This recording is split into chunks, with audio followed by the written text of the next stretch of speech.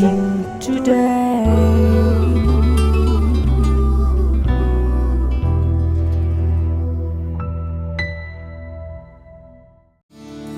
This program is sponsored by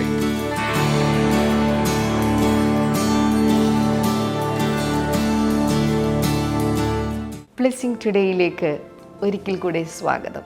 ഈ ചൊവ്വാഴ്ചയിലെ episode sponsor ചെയ്തിരിക്കുന്നത് ന്യൂഡൽഹിയിൽ നിന്ന് WR പ്രദീപം ആൻഡ് ഓമന റിച്ചാർഡ് പ്രദീപം, കൂടാതെ തിരുവല്ലയിൽ നിന്ന് പേര് വെളിപ്പെടുത്താൻ ആഗ്രഹിക്കാത്ത മറ്റൊരു വ്യക്തിയും. നമുക്ക് ഒരുമിച്ച് ചേർന്ന് ഇവർക്ക് വേണ്ടി ഇപ്പോൾ പ്രാർത്ഥിക്കാം. കർത്താവെ, ഞങ്ങൾ ഒരുമിച്ച് ചേർന്ന് ഇപ്പോൾ പ്രാർത്ഥിക്കുന്ന കർത്താവെ, ന്യൂഡൽഹിയിൽ നിന്നുള്ള പ്രദീപത്തിനും ഓമന പ്രദീപത്തിനായിട്ട് ഞങ്ങൾ ഒരുമിച്ച് ചേർന്ന് പ്രാർത്ഥിക്കുന്നു. അവരുടെ ബിസിനസ്സിനെ അങ്ങ് അനുഗ്രഹിക്കണമേ എന്ന് പ്രാർത്ഥിക്കുന്ന കർത്താവെ, അവരുടെ ജോലിയുമായി ബന്ധപ്പെട്ടിട്ടുള്ള കേസിൽ കർത്താവെ ഏറ്റവും അനുകൂലമായ ഒരു വിധി ഉണ്ടാകട്ടെ എന്ന് പ്രാർത്ഥിക്കുന്നു. അവർക്ക് വേണ്ടിയിട്ടുള്ള അനുകൂലമായ കാര്യങ്ങൾ ഒരുങ്ങി വരട്ടെ. മക്കൾ രാജേഷിനും സതീഷിനും അവരുടെ കുടുംബത്തിനുമായി പ്രാർത്ഥിക്കുന്നു. കുടുംബത്തിലെ അനുഗ്രഹങ്ങൾ അവർക്കുണ്ടാകട്ടെ. എല്ലാ നന്മകളും അവരുടെ മേൽ വന്നു ചേരട്ടെ. തിരുവല്ലയിൽ നിന്നുള്ള കർത്താവ് പേര് വെളിപ്പെടുത്താൻ ആഗ്രഹിക്കാത്ത സഹോദരിക്ക് വേണ്ടി പ്രാർത്ഥിക്കുന്നു. അവർക്ക് സ്വന്തമായ ഒരു ഭവനമുണ്ടാകട്ടെ കർത്താവെ. അവരുടെ മകൻ്റെ കാര്യത്തിൽ കർത്താവെ എല്ലാ സാമ്പത്തികമായ അനുഗ്രഹങ്ങളും ഉണ്ടാകട്ടെ. പൈലറ്റ് ട്രെയിനിങ്ങിന് പോകാനുള്ള വഴികൾ തുറന്നു വരട്ടെ.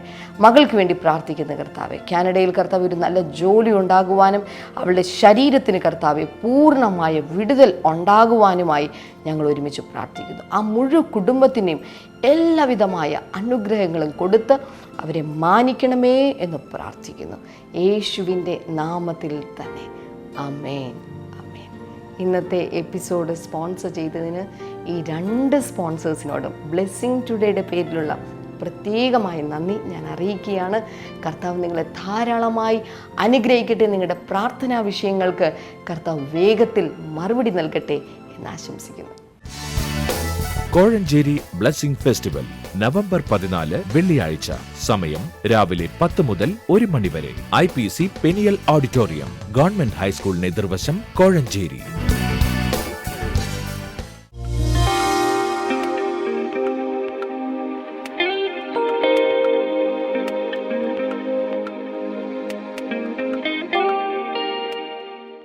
സിസ്റ്ററെ, ഈ സഹോദരിയുടെ പേര് ശ്യാമള രമേശ് എന്നാണ്. ഇവര് തൃപ്പൂണിത്തുറ നിന്നാണ് വരുന്നത്. ഈ ഏകദേശം 15 വർഷമായിട്ട് ഈ സഹോദരിക്ക് ഒരു അലർജി ഉണ്ടായിരുന്നു.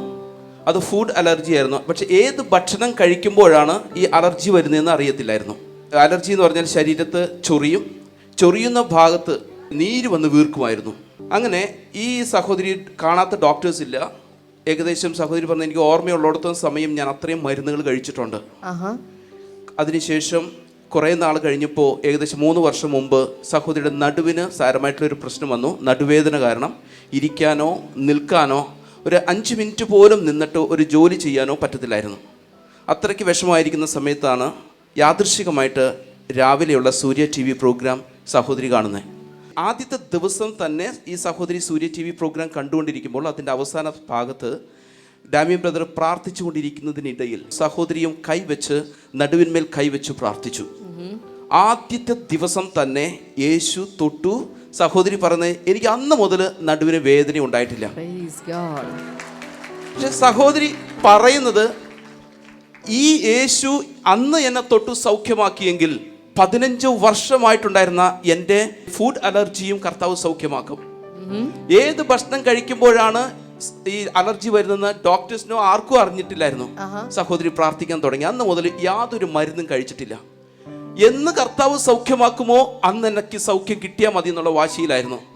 അങ്ങനെ 2 വർഷം കൂടി കഴിഞ്ഞുപോയി. അന്നും ഈ രോഗം ഉണ്ടായിരുന്നു. നടുവേദന മാറിയിട്ടില്ല. എൻ്റെ കർത്താവ് ഇത് തൊട്ട് സൗഖ്യമാക്കണം എന്നുള്ള വാശിയിൽ തന്നെയായിരുന്നു. 2 വർഷത്തോളം സഹോദരി മരുന്നൊന്നും കഴിക്കാതെ പ്രാർത്ഥനയിൽ മാത്രം ആശ്രയിച്ചുകൊണ്ടിരുന്നു. ഈ കഴിഞ്ഞ നാളുകളിലായിരുന്നു അതിന് പൂർണ്ണമായിട്ടും കർത്താവ് വിടുതൽ കൊടുത്തു. ഇന്ന് വരെ അതിനുശേഷം ഏകദേശം 3 മാസമായിട്ട് ഏത് ഭക്ഷണം കഴിച്ചാലും ഒരു പ്രയാസവും ഇല്ല, ചൊറിച്ചിലില്ല.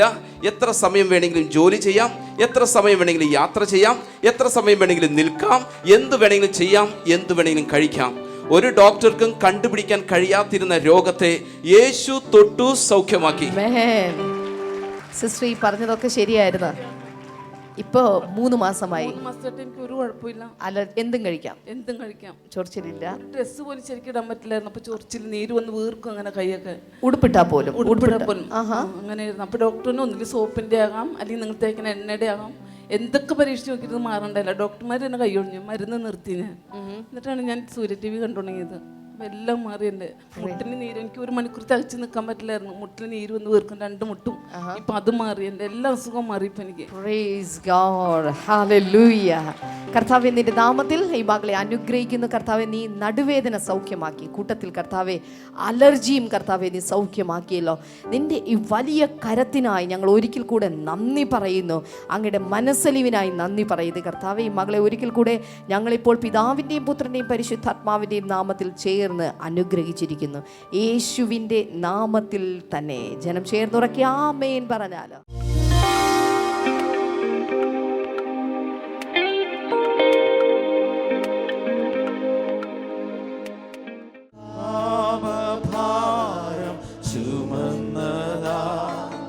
ദൈവത്തിൻ കുഞ്ഞാടു നീ, സകല നാമം പാടുന്നു. ദൈവം പരിശുദ്ധൻ. ചേർന്ന് പാടാം. പാപഭാരം ചുമന്നതാ ദൈവത്തിൻ കുഞ്ഞാടു നീ, സകല നാമം പാടുന്നു. ദൈവം പരിശുദ്ധൻ. എല്ലാവരും ചേർന്ന് ദൈവം പരിശുദ്ധൻ, ദൈവം പരിശുദ്ധൻ, ദൈവം പരിശുദ്ധൻ, ദൈവം പരിശുദ്ധൻ. Today we are going to see the betrothal. നമ്മൾ ഇന്ന് വിവാഹ നിശ്ചയത്തെ പറ്റി കേൾക്കാൻ പോവുകയാണ്. Quickly, we will turn our Bibles to the Gospel of John. പെട്ടെന്ന് നമ്മൾ യോഹന്നാന്റെ സുവിശേഷത്തിലേക്ക് വരികയാണ്. 14th chapter. അതിന്റെ 14-ാമത്തെ The first 3 verses. അതിന്റെ ആദ്യത്തെ 3 വാക്യങ്ങൾ Jesus is speaking. യേശു കർത്താവ് പറയുകയാണ്, Let not your heart be troubled. You believe in God, believe also in me. നിങ്ങളുടെ ഹൃദയം കലങ്ങിപ്പോകരുത്. ദൈവത്തിൽ വിശ്വസിക്കുക, എന്നിലും വിശ്വസിക്കുക. In my Father's house are many mansions. If it were not so, I would have told you.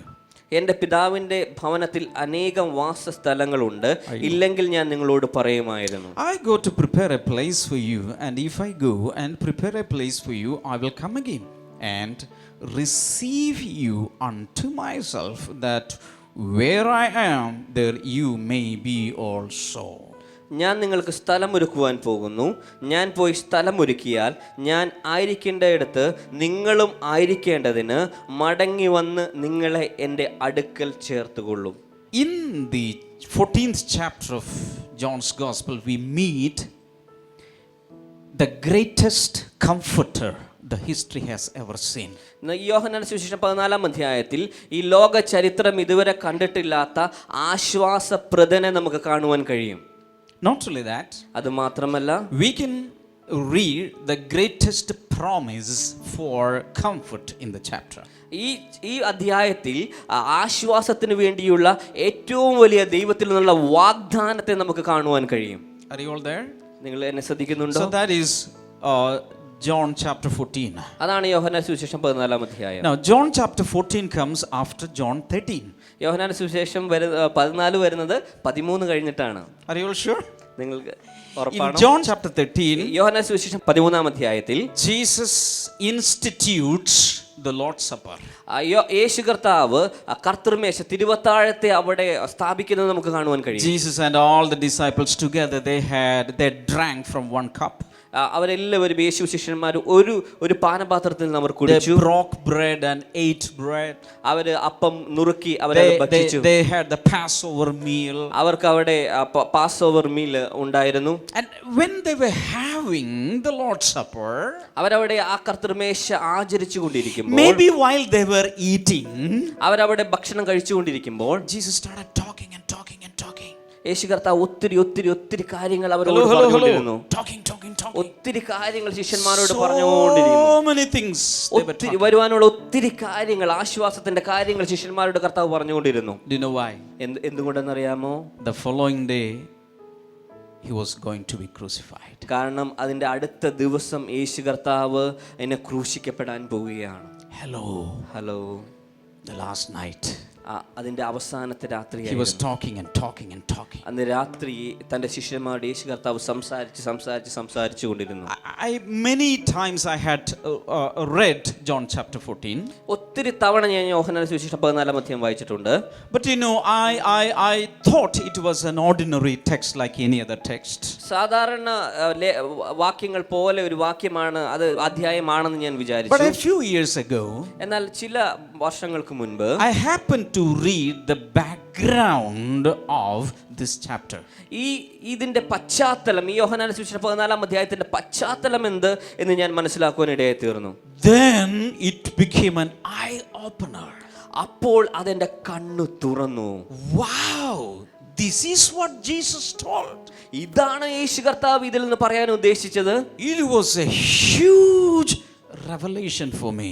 അതൊരു വളരെ വലിയൊരു വെളിപ്പാടായിരുന്നു അന്ന് എനിക്ക് ലഭിച്ചത്. Now, together with this, we are going to read another scripture portion from 2 Corinthians. നമ്മൾ ഇതിനോടൊപ്പം തന്നെ 2 കൊരിന്ത്യർ എഴുതിയ ലേഖനം നമ്മൾ വായിക്കാൻ പോവുകയാണ്. Hallelujah. Hallelujah. Let's march to 2 Corinthians chapter number 11. 2 കൊരിന്ത്യർ 11-ാം അധ്യായത്തിലേക്ക് നമുക്ക് ഒരുമിച്ച് പോകാം. We will read second and third verses. അതിന്റെ 2-3 വാക്യങ്ങൾ നമ്മൾ വായിക്കാൻ പോവുകയാണ്. I am jealous for you with a godly jealousy. I promised you to one husband, to Christ, so that I might present you as a pure virgin to him.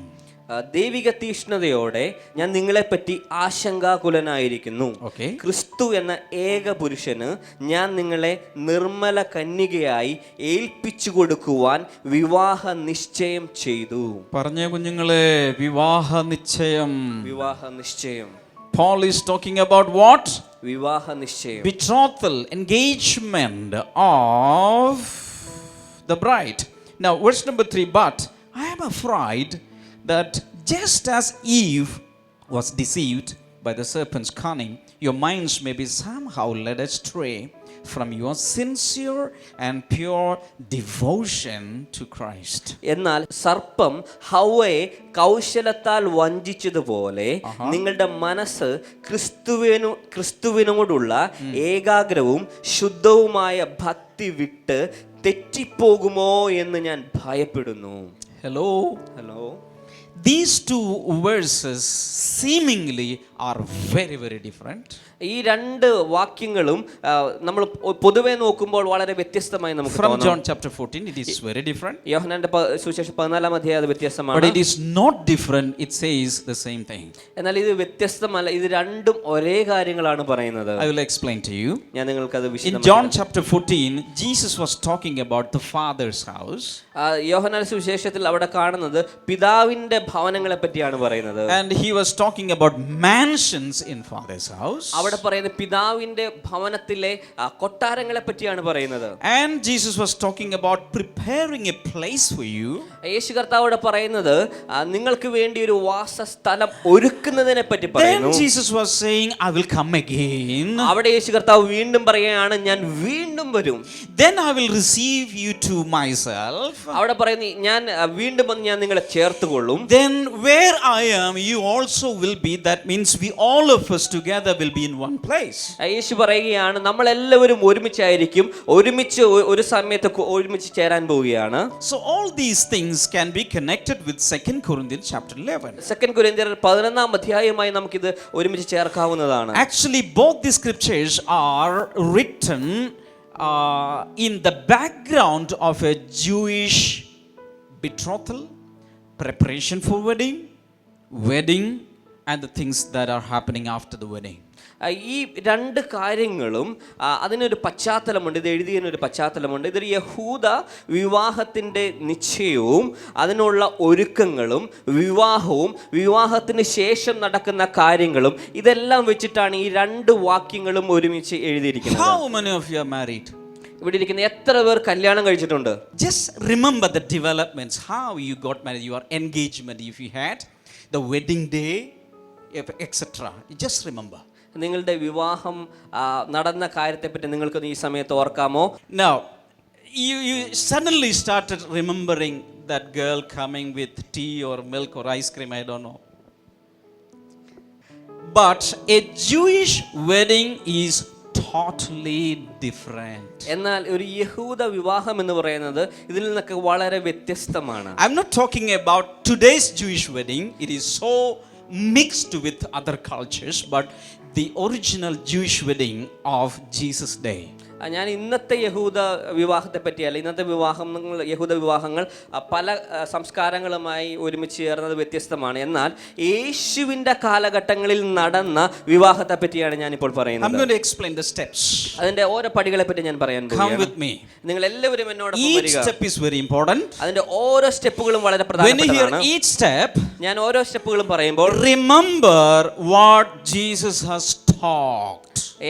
ഇത് പറഞ്ഞുകൊണ്ടിരിക്കുമ്പോൾ തന്നെ നിങ്ങൾ ഓർത്തിരിക്കേണ്ട ഒരു കാര്യം എന്ന് പറയുന്നത് എന്താണ് യേശു കർത്താവ് അവിടെ പറഞ്ഞത്? The first step is identifying the girl. ഒന്നാമത്തെ പടി എന്ന് പറയുന്നത് പെൺകുട്ടിയെ കണ്ടെത്തുകയാണ്. First step is to identify the girl. ഒന്നാമത്തെ പടി എന്ന് പറയുന്നത് പെൺകുട്ടിയെ കണ്ടെത്തുക. Then the bridegroom should take initiation for the betrothal. അതിന്റെ അടുത്ത പടി എന്ന് പറയുന്നത് വരൻ മണവാളനായിരിക്കുന്ന വ്യക്തി വിവാഹ നിശ്ചയത്തിന് വേണ്ടിയുള്ള കാര്യങ്ങൾ മുൻകൂട്ടി അദ്ദേഹം ചെയ്യും. And he is the one who is taking the initiation. അദ്ദേഹമാണ് മണവാളനാണ് അതിനു വേണ്ടിയുള്ള ആദ്യത്തെ കാര്യങ്ങൾ ചെയ്യുന്നത്. So the bridegroom together with the relatives and important people will go to the bride's house. അവിടെ ഉണ്ടായിരുന്ന മണവാളൻ തന്റെ അടുത്ത ബന്ധുക്കളോടൊപ്പം മണവാട്ടിയുടെ ഗൃഹത്തിലേക്ക് പോവുകയാണ്. And there will be negotiations. അവിടെ വെച്ച് ഒത്തിരി വാഗ്വാദങ്ങളൊക്കെ വിലപേശലൊക്കെ ഉണ്ട്. Do you know why? എന്തുകൊണ്ടെന്ന് അറിയാമോ? In their custom, അവരുടെ കാലഘട്ടത്തിൽ a Jewish boy has to give money to the girl's father. എന്നാൽ യഹൂദനായ ഒരു ചെറുപ്പക്കാരൻ പെൺകുട്ടിയുടെ അപ്പന് പണം കൊടുക്കണം. Hello. So the boy is bringing a lot of money. ഇപ്പോൾ ഈ ആൺകുട്ടി ഒത്തിരി പണവുമായിട്ടാണ് വരുന്നത്. This is the price of the bride. ഇതാണ് മണവാട്ടിയുടെ വില എന്ന് പറയുന്നത്. So the boy is actually purchasing the girl. ഇവിടെ കാണുന്നത് ഈ മണവാളൻ ഈ ആൺകുട്ടി ഈ പെൺകുട്ടിയെ വില കൊടുത്ത് വാങ്ങിക്കുകയാണ്. From today when you read the Bible, ഇന്നു മുതൽ നിങ്ങൾ ബൈബിൾ വായിക്കുമ്പോൾ Christ purchased you. Whenever you read the word purchase, remember this, connect this along with a Jewish boy purchasing his bride. നിങ്ങൾ ബൈബിൾ വായിക്കുമ്പോൾ ഇന്നു മുതൽ ബൈബിൾ വായിക്കുമ്പോൾ ക്രിസ്തു നിങ്ങളെ വില കൊടുത്ത് വാങ്ങി എന്നുള്ള ആ ഫ്രേസ് നിങ്ങൾ കാണുമ്പോൾ ഈ യഹൂദനായ ആൺകുട്ടി തന്റെ മണവാട്ടിയെ വില കൊടുത്ത് വാങ്ങിയ കാര്യം നിങ്ങൾ ഓർക്കുക.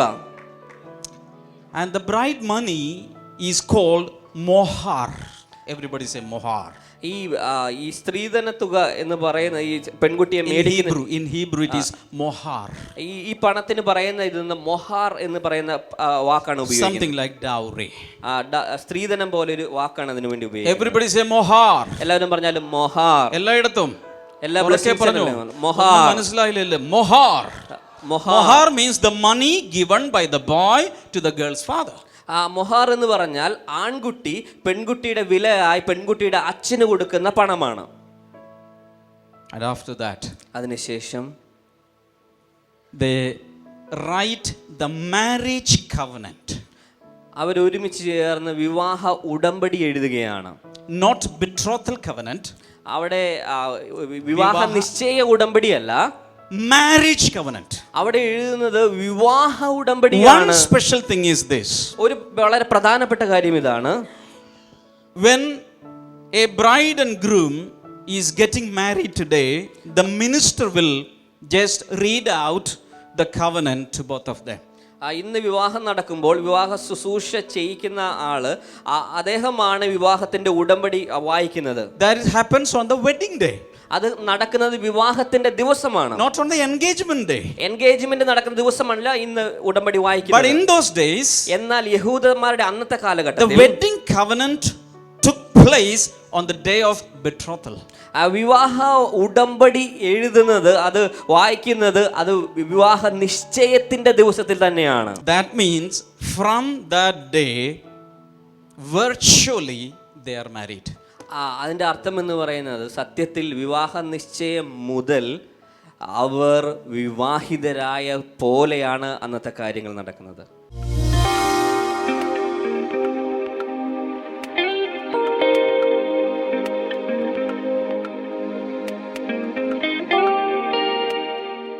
ഇനി പ്രാർത്ഥനയ്ക്ക് വേണ്ടിയിട്ടുള്ള സമയമാണ്. എന്നാൽ അതിനു മുൻപ് ഒരു കാര്യം പ്രത്യേകമായി നിങ്ങളോട് അറിയിക്കട്ടെ.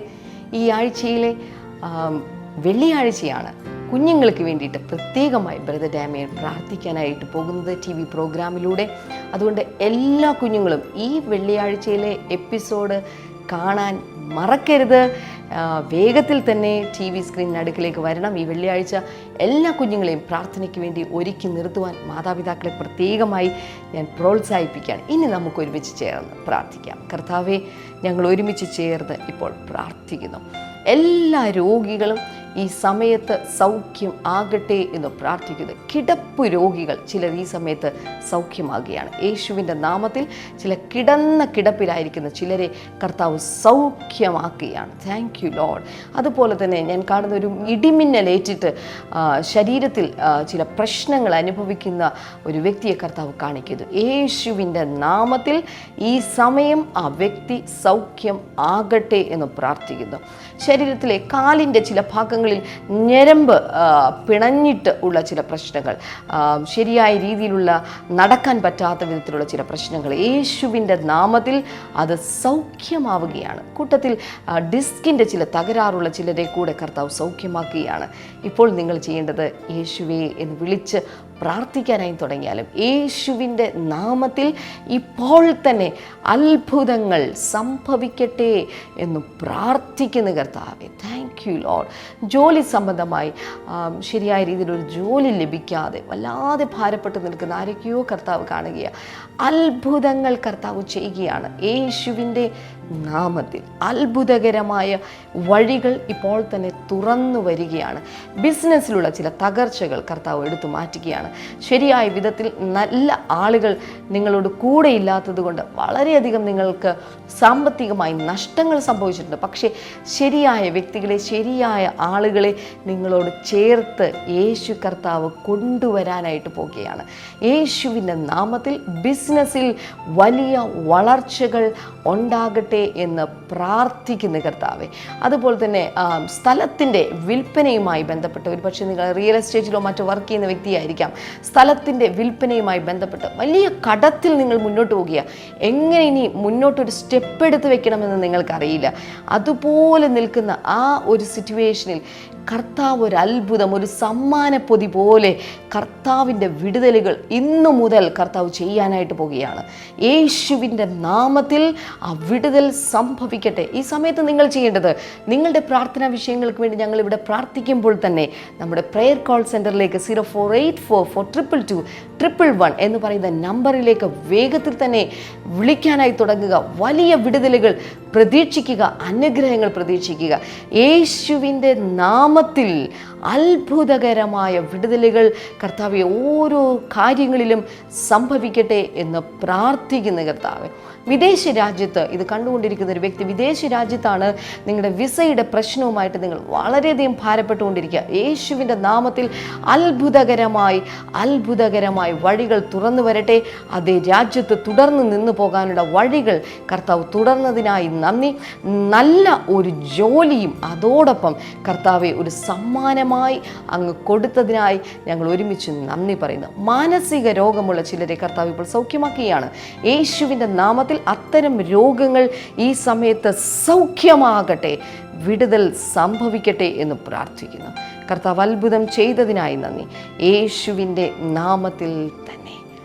ആമേൻ, ആമേൻ. ഈ ആഴ്ചയിൽ നമ്മുടെ ബ്ലെസ്സിംഗ് ഫെസ്റ്റിവൽ നടക്കുന്നത് വെള്ളിയാഴ്ച കോഴഞ്ചേരിയിൽ വെച്ചിട്ടാണ്. എന്നാൽ ശനിയാഴ്ച മറ്റൊരു പ്രധാനപ്പെട്ട സംഭവമാണ് നടക്കാൻ പോകുന്നത്. വിന്നേഴ്സ് ഫാക്ടറി എന്നുള്ള ബ്രദർ ഡാമിൻ്റെ പുസ്തകം ഞാൻ ഇന്നലെ സൂചിപ്പിച്ചതുപോലെ അതിൻ്റെ മലയാളം പതിപ്പിൻ്റെ ബുക്ക് സൈനിങ് സെറിമണി നടക്കുകയാണ്. ഓതർ തന്നെ വിദ്യാർത്ഥികളെ, ഗ്രന്ഥകർത്താവ് തന്നെ ബ്രദർ ഡാമിയൻ തന്നെ വിദ്യാർത്ഥികളെ നേരിട്ട് കണ്ട് അവർക്ക് പുസ്തകം വാങ്ങിക്കുന്ന പുസ്തകം സൈൻ ചെയ്ത് കൊടുക്കുന്ന ഒരു രീതിയാണത്. അത് നടക്കുന്നത് ക്രോസ് വേർഡ് എന്നുള്ള ബുക്ക് സ്റ്റോൾ ലുലു മോളിൽ വെച്ചിട്ടാണ് നടക്കുന്നത്. എല്ലാ മാതാപിതാക്കളെയും നിങ്ങളുടെ കുഞ്ഞുങ്ങളുമായിട്ട് അവിടെ വന്ന് ആ പുസ്തകത്തിൻ്റെ ഒരു കോപ്പി ബ്രദർ ഡാമിൻ്റെ കയ്യിൽ നിന്ന് തന്നെ വാങ്ങിക്കുവാനായിട്ട് ഞാൻ പ്രത്യേകമായി നിങ്ങളെ പ്രോത്സാഹിപ്പിക്കുകയാണ്. ആ മീറ്റിങ്ങിലേക്ക് രാവിലെ 11 മണി മുതൽ 2 മണി വരെ നടക്കുന്ന ആ പ്രത്യേക ചടങ്ങിലേക്ക് ഞാൻ നിങ്ങളെ പ്രത്യേകമായി സ്വാഗതം ചെയ്യുന്നു. നാളത്തെ എപ്പിസോഡിലൂടെ നമുക്ക് വീണ്ടും കാണാം.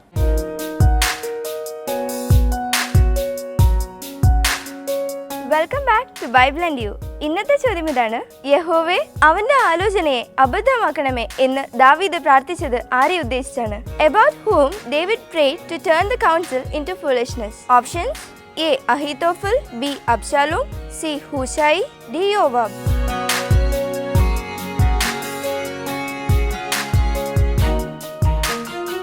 നിങ്ങളുടെ ഉത്തരങ്ങൾ 9645221221 എന്ന നമ്പറിലേക്ക് SMS ചെയ്യുക. ചെയ്യേണ്ട format BT space ABC or D space നിങ്ങളുടെ പേരും പൂർണ്ണ മേൽവിലാസവും. ശരി ഉത്തരം അയക്കുന്നവർക്ക് സമ്മാനങ്ങൾ നൽകുന്നത് OM Books ആണ്.